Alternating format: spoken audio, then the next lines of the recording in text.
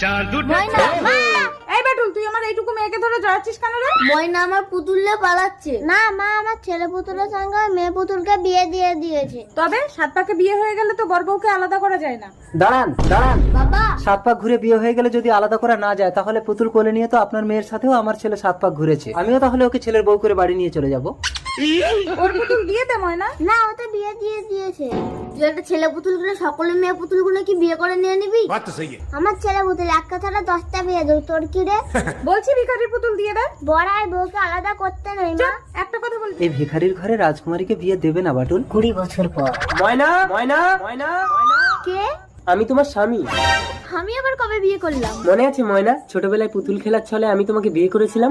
বাটুল, ঘরে চলো ময়না। দাঁড়াও দাঁড়াও দাঁড়াও।